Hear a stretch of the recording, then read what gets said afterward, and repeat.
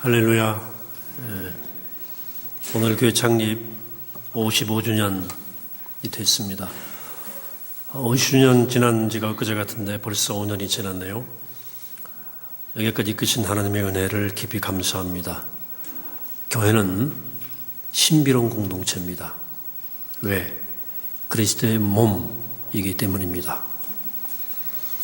우리가 그리스도의 교회가 예수 그리스도의 몸이다 하는 말씀을 묵상하다 보면 예수 그리스도의 인카네이션, 성육신 사건이 가장 먼저 떠오릅니다. 요한복음 1장에 이렇게 요한은 이야기합니다. 말씀이 육신이 되어 우리 가운데 거하심에, 여기 말하는 말씀은 태초부터 성부 하나님과 함께 계셨고 성부 하나님과 함께 온 세상 만물을 창조하신 성자 하나님을 가리킵니다. 그분이 영이시기 때문에 손으로 만지거나 눈으로 확인할 수 없습니다. 그런데 그분이 2000년 전 예수의 몸을, 청년 예수의 몸으로 우리 가운데 나타나셨습니다. 이것을 가리켜서 성육신이라고 얘기합니다. 영이신 하나님이 몸을 입고 나타나셨다는 것입니다. 하나님의 차원에 계시던 분이 인간의 차원으로 내려오신 겁니다. 그 결과 어떤 일이 일어났는가? 요한복음 1장 14절은 이렇게 이어갑니다. 우리가 그 영광을 보니 아버지의 독생자의 영광이요 은혜와 진리가 충만하더라.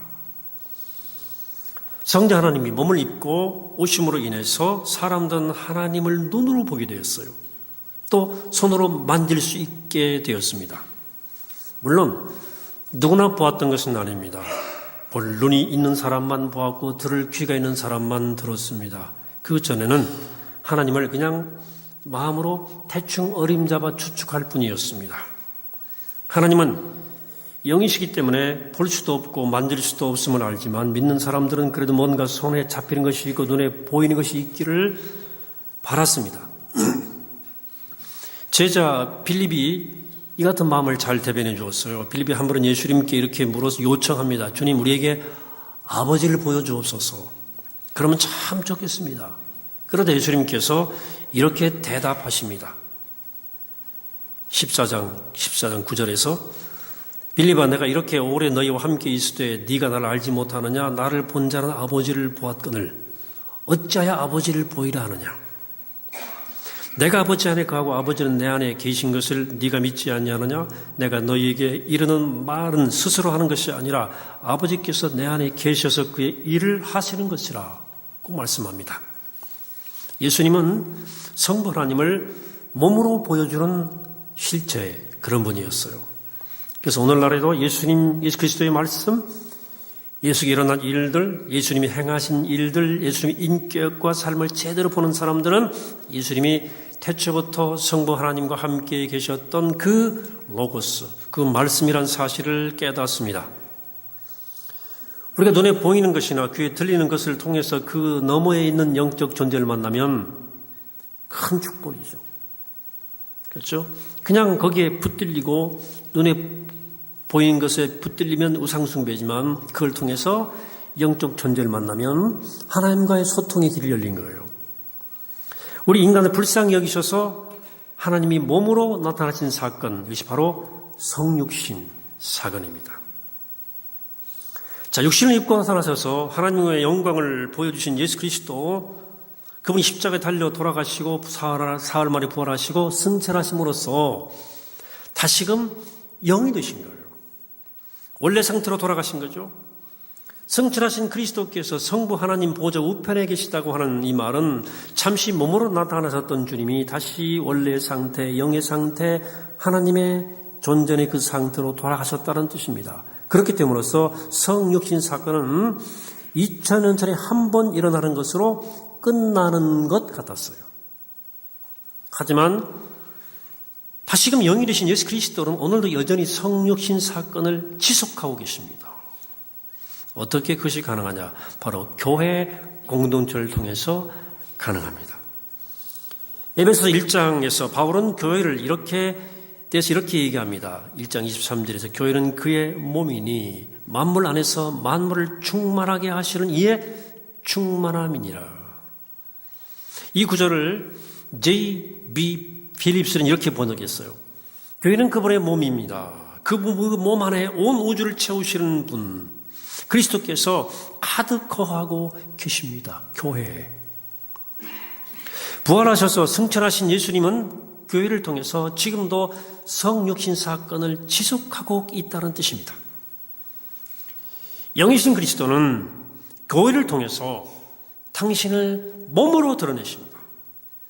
그러니 성탄은 2000년 전에 한 번 일어나고 만 것이 아니라 그 이후에도 교회를 통해서 끝없이 지속되고 있다는 뜻입니다. 그래서 예수 그리스도의 이름으로 교회 하나가 세워질 때 성육신 사건이 또 한 번 일어나고 있는 거예요. 2000년 전 갈릴리 사람들은 나사렛 예수를 통해서 하나님의 영광을 보았다면 오늘의 세상의 사람들은 교회를 통해서 하나님의 영광을 보아야 한다는 거죠. 왜? 교회는 그리스도의 바디, 몸이기 때문에 그렇습니다. 이렇게 생각하니까 주님께서는 이 땅의 모든 교회들에게 이렇게 말씀하실 것 같아요. 나의 몸인 교회예요. 나의 몸이에요. 너희가 나를 세상에 보여주어라. 세상은 나를 보고 싶어한다. 나를 보아야 믿지 않겠니? 나를 보여줄 사람이 누구냐? 바로 너희다. 교회다. 나의 몸인 교회요. 나를 세상에 보여주어라. 그러므로 교회는, 그 교회로 모이는 그리스도인 각자는 이 세상에 예수 그리스도를 보여줘야 할 거룩하고 고귀한 영적 책임과 소명을 부여받은 거예요. 믿는 사람들이 교회로 함께 모일 때 몸으로 연합된 이 교회는 그 삶을 통해서 예수 그리스도를 보여줘야 됩니다. 또한 믿는 사람들이 흩어져 각각 삶의 현장으로 돌아갈 때 각자의 삶을 통해 예수 그리스도를 보여줘야 돼요.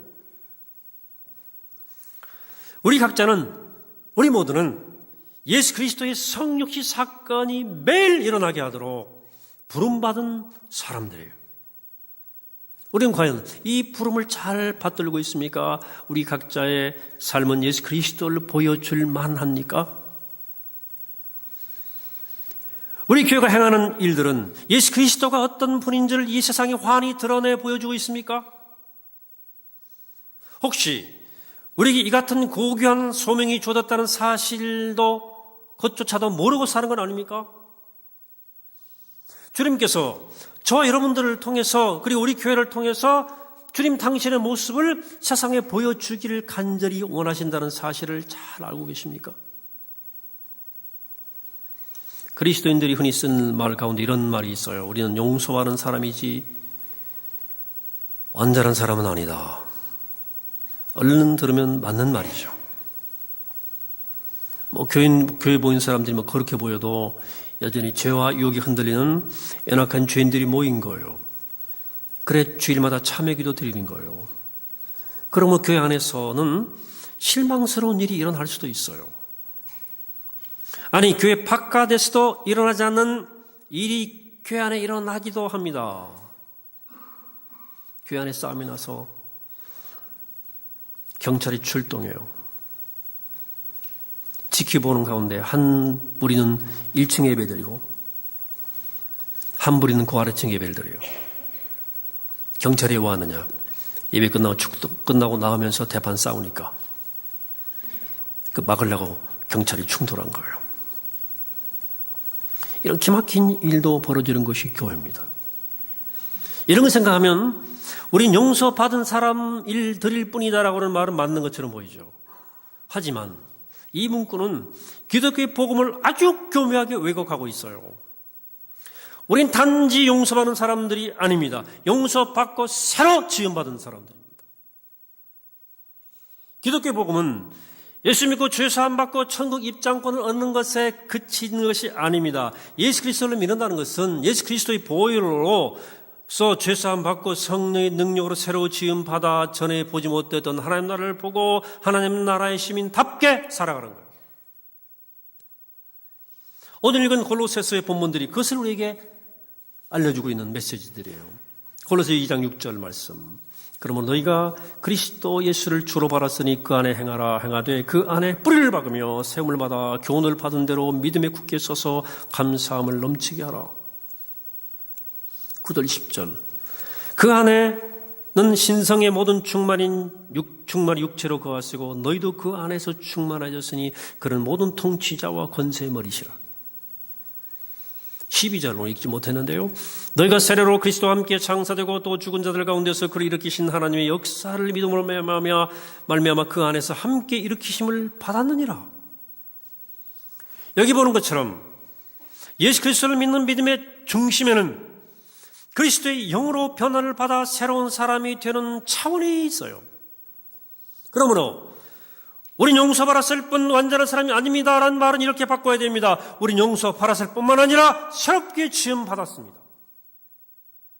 최소한 우리 지금 비록 완전하지 못해도 완전하게 만들어져 가고 있는 중입니다 라고 말해야 돼요. 교회로 모인 사람들이 단순히 죄 용서 받은 것에 만족한다면 교회는 예수 그리스도의 몸이 되기 어려워요. 이렇게 생각하는 사람들은 교회로 모이는 것을 목욕탕에 가는 것으로 오해할 수 있어요. 일주일 동안에 세상에서 죄 짓고 주일에 교회로 모여서 죄를 씻으면 목욕하고 나면 죽어 천당 가는 데는 아무 지장이 없을 것이라고 생각하는 거예요. 하지만 우리가 교회로 모이는 것은 우리 몸에 묻은 죄와 오물을 씻어내려는 것만이 목적이 아닙니다. 죄를 씻어낼 뿐만 아니라 성령의 능력을 힘입어 죄의 세력에서 벗어나고 의로운 삶을 살기 위해 교회로 모이는 거예요. 그러므로 교회에 모이는 세월이 늘어갈수록 그 사람의 삶은 진리와 의와 사랑이 있어서 진보해 가야 마땅합니다.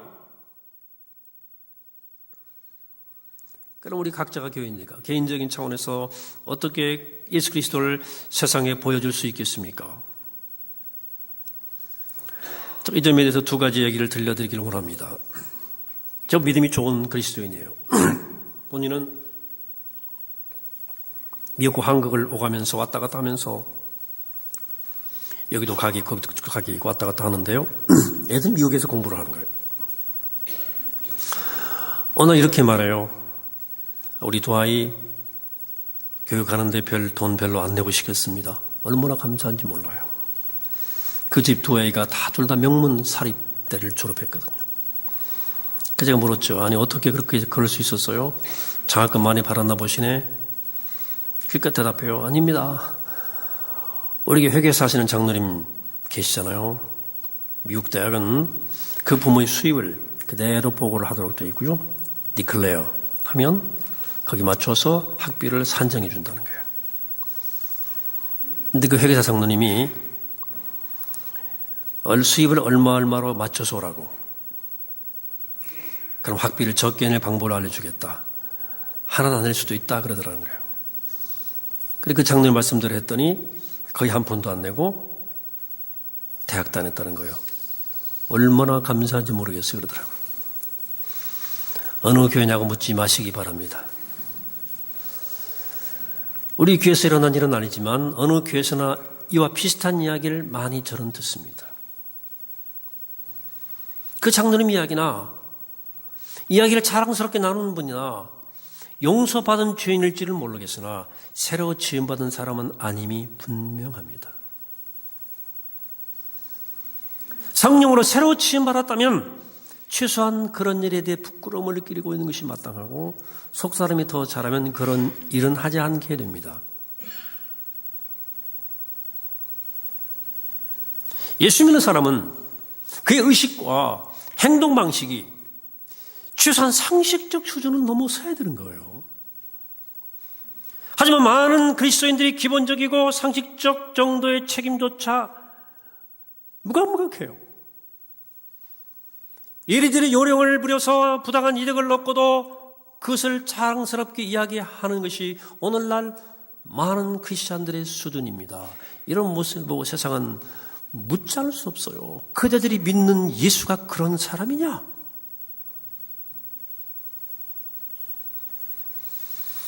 여기 정반대되는 이야기도 있어요. LA에 있는 프레스노 카운티의 교육감 레리 포엘의 얘기예요. 그러니까 교육감이 됐는데요. 연봉이 29만 달러 책정이 됐어요. 29만 달러.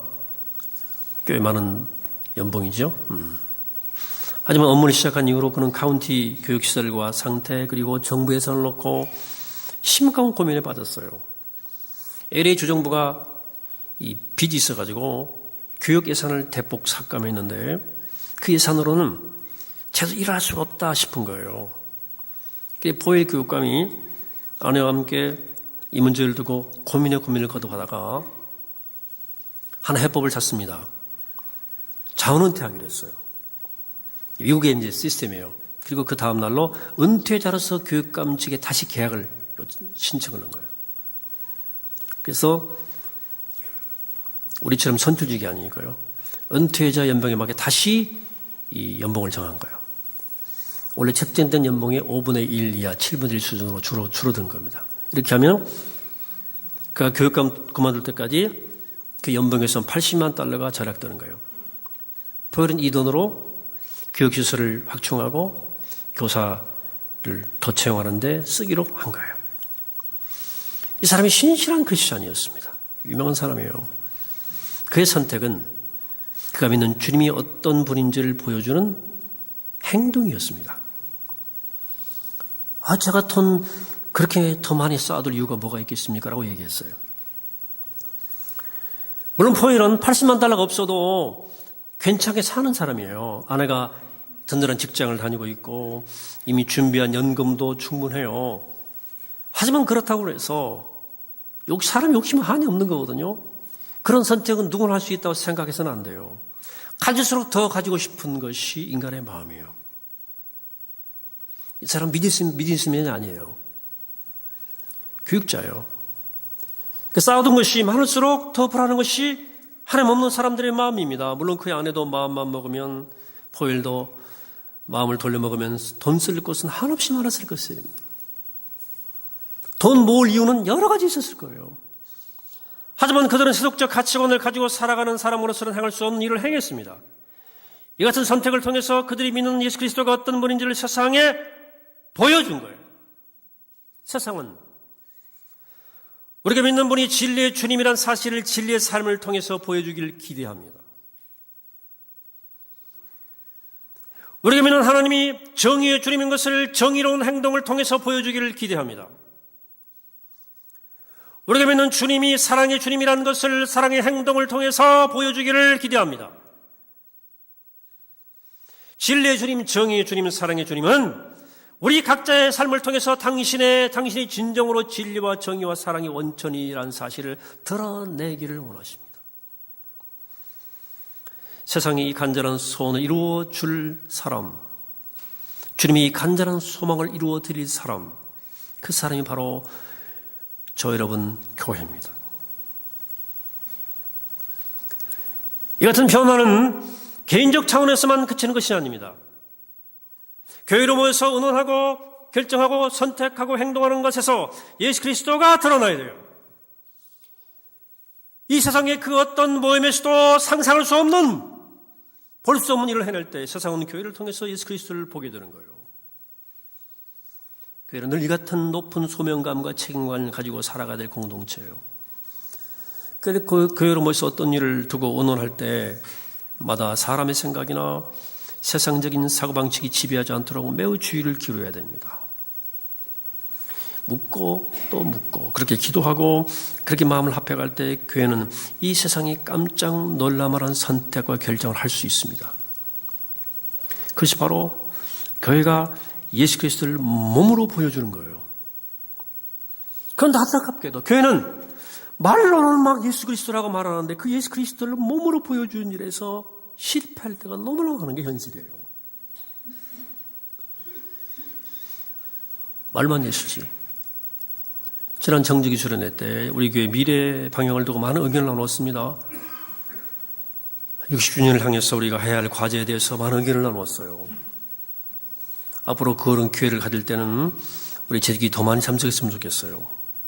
교우들 우리 교회가 하는 선교에 대해서 관심이 있더라고요.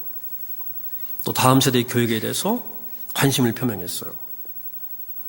특별히 제가 좀 의견을 더 나누기 원하는 것은 다음 세대를 위한 우리 교회가 시설이 좀 부족하다 하는 문제를 얘기해서 관심들이 많더라고요. 여기에 좀 더 폭넓은 교우들의 생각을 좀 알고 싶습니다. 우리 의견을 모은 과정에서 우리 여러 가지 기준을 두고 판단할 수 있겠죠. 어떻게 하는 것이 가장 효율적인가? 우리 자녀들에게 무엇이 가장 유익할 것인가? 어떻게 하는 것이 재정 부담을 가장 가볍게 할 수 있을까? 어떻게 하는 것이 교회 성장에 이미지 메이킹에 도움이 될까? 이 모든 과정을 통해서 어떻게 하면 하나님을 유지할 수 있을까? 다 좋은 질문이고 해야 될 질문인데 우리가 결코 잊지 말아야 할 중요한 질문이 있어요. 과연 우리가 믿는 예수 그리스도를 몸으로 보여줄 만한 선택이 뭐냐는 거예요. 사랑하는 사람들이 와 교회답다. 교회니까 저럴 수 있지라고 할 만한 선택이 무엇일까에 대한 고민을 반드시 해야 됩니다. 그래서 저는 이 문제를 놓고 의논할 때 담임 목사로서의 저희 개인적인 고난과 생각과 바람을 내려놓으려고 그래요. 왜냐하면 주님의 몸인 교회를 세우는 일에 있어서 우리 가장 필요한 태도는 내게 좋다고 여겨지는 생각과 기득권을 포기하는 것이라는 생각 때문입니다.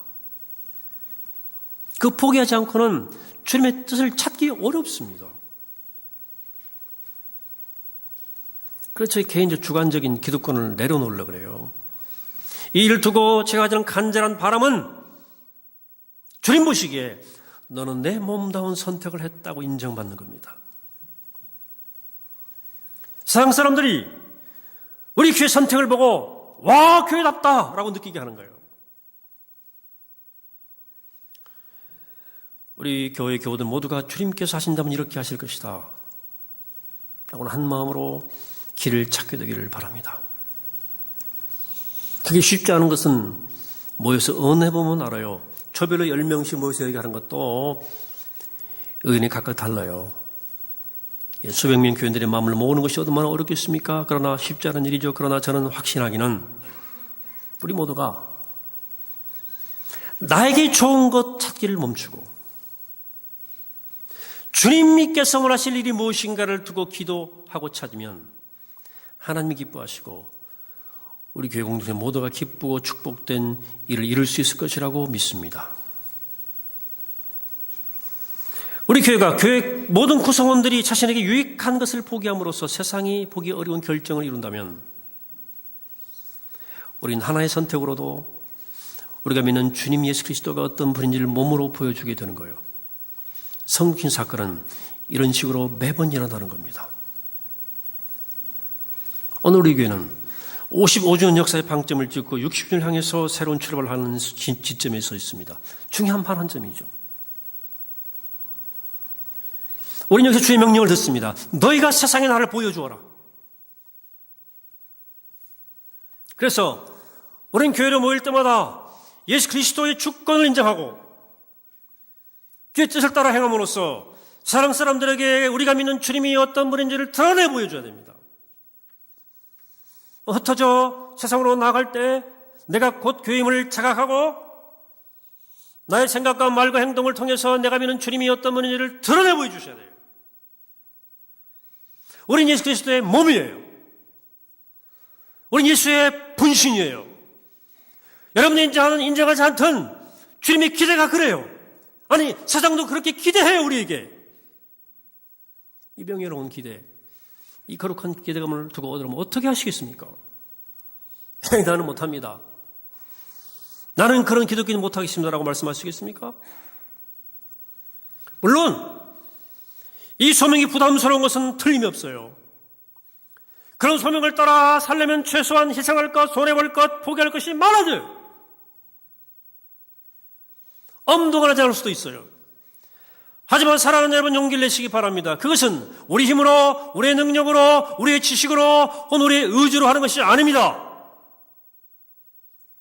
교회 안에 가득히 거하시며 교회를 통해 일하시고 하시는 주님께 우리의 주권을 내어드리고 주님이 우리 가운데 역사하실 수 있도록 주님께 주권을 빈 자리를 내어드리면 주님이 하십니다. 또는 이 소명을 위해서 우리가 희생하고 손해보고 포기한 것과는 비교할 수 없는 축복이 우리 앞에 약속되어 있는 길이 이 길입니다. 바로 55주년 역사를 맞는 우리 성북교회가 이 거룩한 역사에, 이 성육신의 그런 역사에 접목된 저희로 모두가 하나님 주시는 은총을 힘입어서 교회로 모여서 그리스도의 몸을 이루고 그 몸을 세상에 드러내고 흩어져서 교회로 살아갈 때도 그리스도의 몸을 드러내는 삶을 사는 복된 여러분 되시기를 이 아침에 주의 이름으로 간절히 축원합니다. 도와주시겠습니다.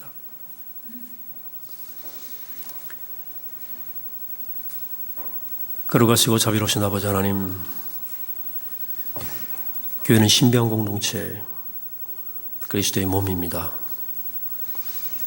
우리 공동체 삶을 통해서 예수 그리스도가 세상에 드러나게 하시고 우리 개인의 삶을 통해서도 예수 그리스도가 기대하는 삶이, 그분의 모습이 나타나게 도와주옵소서.